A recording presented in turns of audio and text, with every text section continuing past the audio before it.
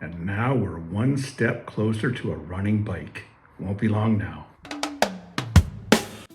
Hey everybody, I'm Jason, and welcome back to my channel.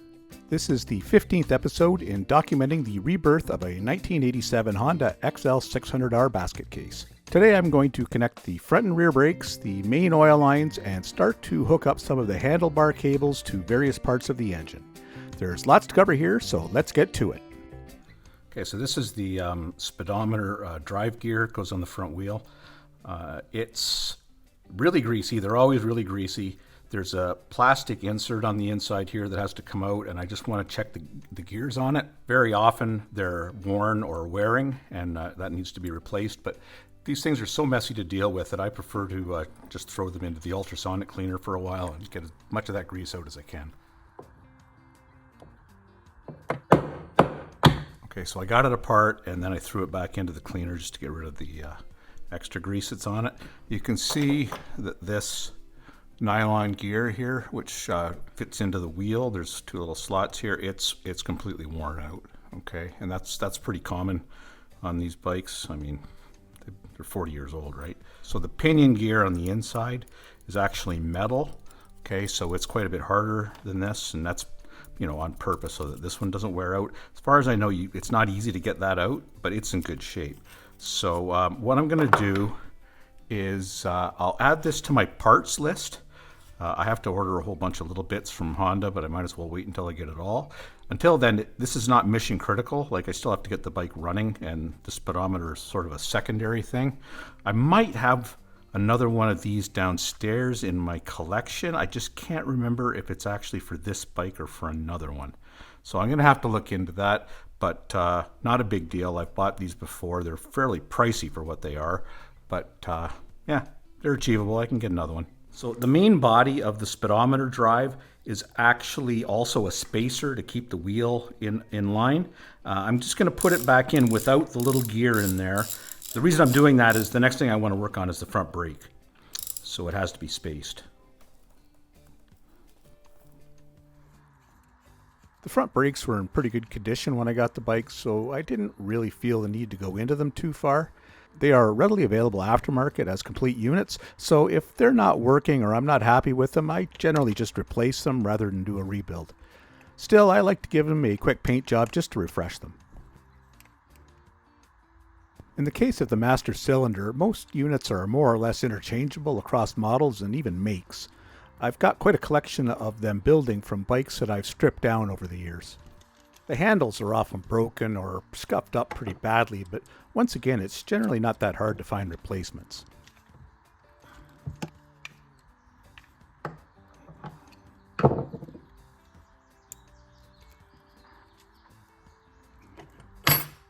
I'm pretty sure this is the original caliper. In this case, it actually looks so good that I'm not even going to bother painting it. The pads are showing a little bit of wear and probably should be replaced once I get the bike up and moving, but for now they're good enough for testing. I'll certainly add them to my growing parts list. Now, I still like to tear everything down to make sure that all the clips and hardware are accounted for and that nothing is seized up. There's no such thing as a brake caliper that's too clean, in my opinion.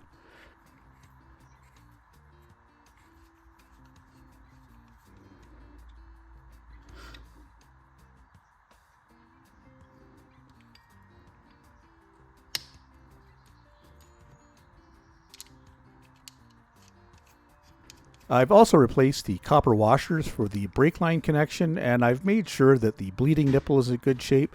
I just hate dealing with rounded bleeder screws. Okay, the front caliper is pretty easy. You just slide it on to the disc, fits in behind. All right, and then you just thread it on.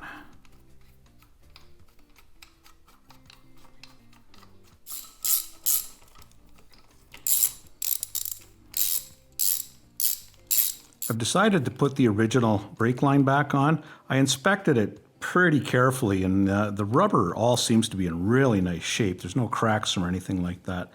Now, if I was putting this bike back on the road to drive as a regular, daytime thing, I would probably consider putting on an aftermarket stainless steel braided line, just because this line's now, 39 years old, 40 years old. So, you know, it's a brake line. It's nice that it's original, but safety's a real thing, you know. So if I was to put this on the road, or if I sell this to somebody that wants to put it back on the road, I would really recommend they probably look at putting a nice modern line on there. The manual calls for .4 brake fluid. Bleeding brakes really isn't all that hard. It just takes a bit of patience, especially when you're doing it on your own. Just have to break the bleeder down here at the caliper, and you should see a bunch of bubbles down there. Yep, there they are. So there's air coming out of the system. You just have to keep doing that over and over and over again. So just keep pumping the thing as many times as you can. Okay, you don't want your reservoir to go empty.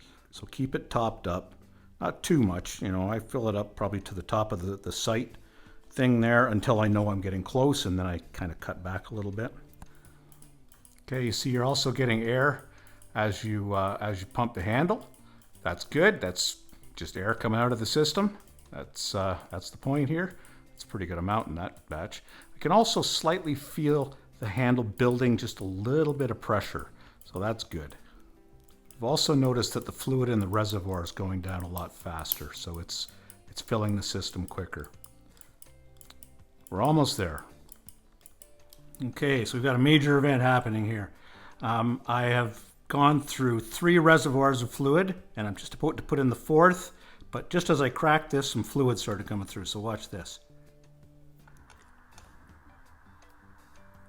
See that? Fluid and air. Okay, mostly fluid, a little bit of air. So that's a good thing. The lever is definitely picking up pressure, not as much as it needs, but it's getting there. So what's happening there is, as less air is in the system, air is easy to compress, fluid isn't. So the less air you get in there, the less compression there is, so the more pressure you feel in the handle. Right? Makes sense? Okay, so eventually you're going to stop getting bubbles at the top too. But what you're getting is all those really, really, really small bubbles. So what I'm going to do is cover this thing up and just let it sit overnight. And then tomorrow, all those little bubbles will come to the top, form bigger bubbles. I'll just do this a few more times. Those will come out and the system will be bled. Now, the other thing is these lines being, you know, a little bit older, and maybe the internals of this, which I didn't take apart, the fluid is a little bit dark. So what I'll do is I'll just let that sit overnight. Then tomorrow I will come back and I will just flush all of that through until it's nice and clean. But this has been sitting dry for quite some time. So we'll let the fluid sit in there, soak up all this crud and color, and just blow it right through. Okay, check this out. Immediately after bleeding that first day, the lever was bottoming out on the handlebar. The next morning, I reopened the reservoir and I cleared the bubbles that had formed overnight, and the lever had stiffened considerably. It really is worth doing. Now, you may recall that I went through the rear brake components way back when I mounted the wheel onto the bike. To finish them up, I just need to mount this pedal assembly and linkage. The special shoulder bolt that holds the pedal on has a pair of O-rings that helps to contain the grease as it's sealed tight on the pivot arm.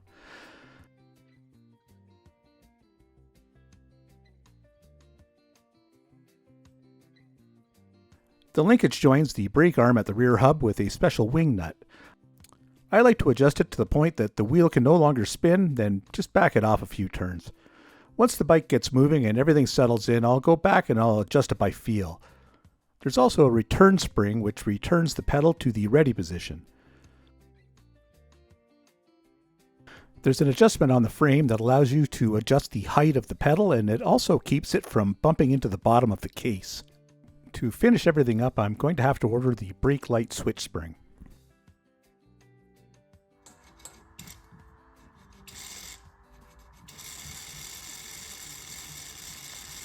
Okay, let's start putting together this left handlebar.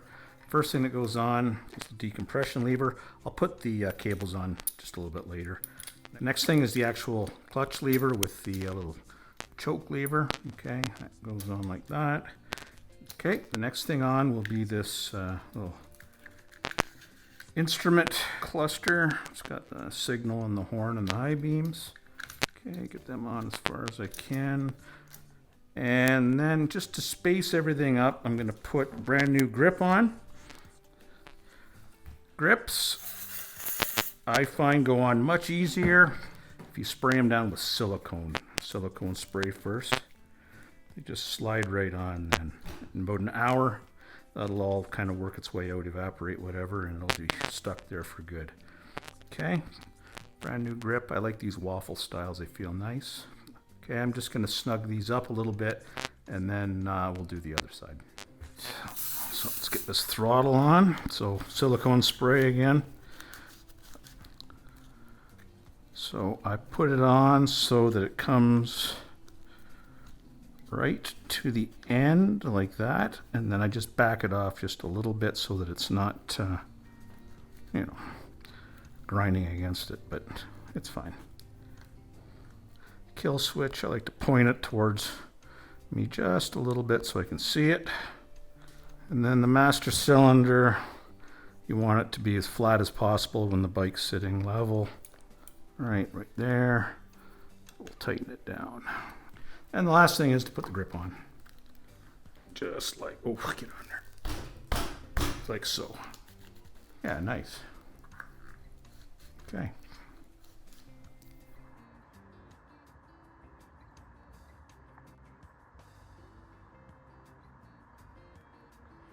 Okay, so I've got the decompression cable run from the lever down to the engine.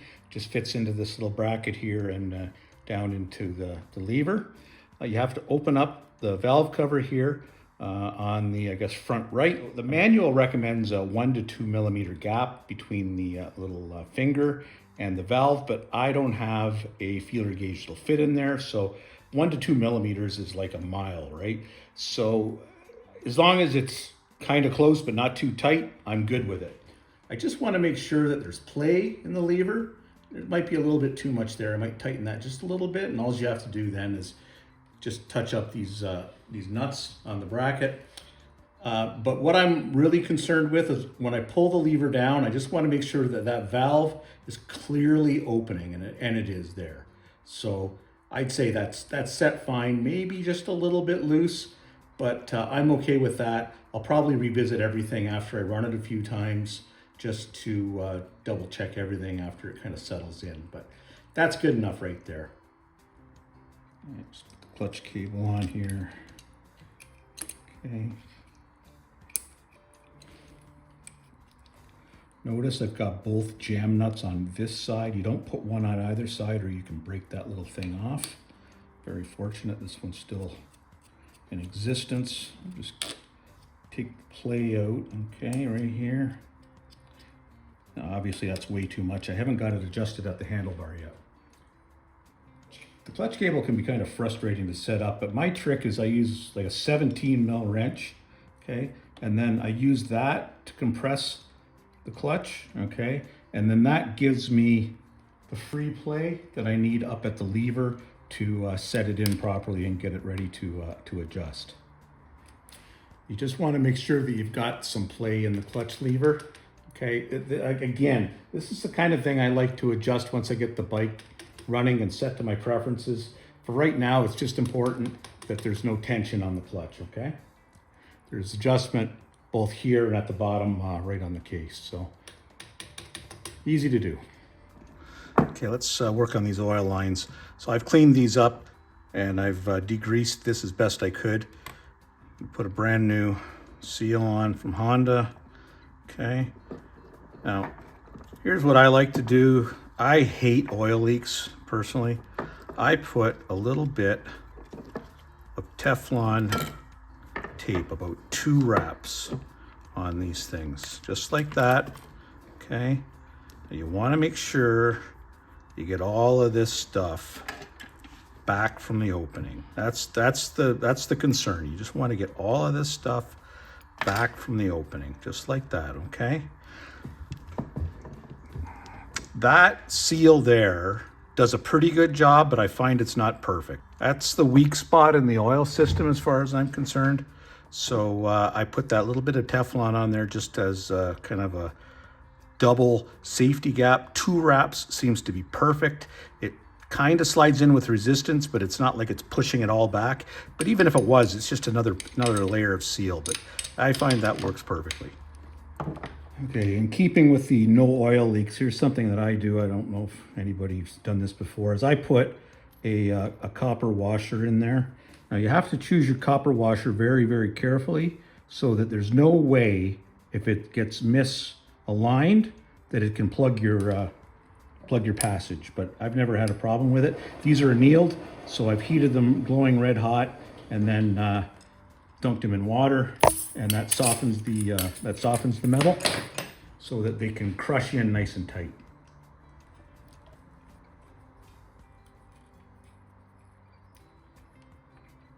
Okay, everything's just finger tight right now. I don't want to tighten it too much because I got to get the routing right, you know.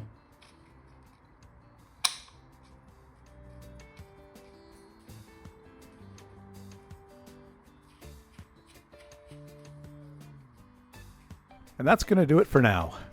The original totes full of parts are nearly empty. The bike is really close to being finished. If all goes well, we'll be trying to start it in the next video, so make sure you're subscribed to get notification when it's ready to go. Thank you very much for watching.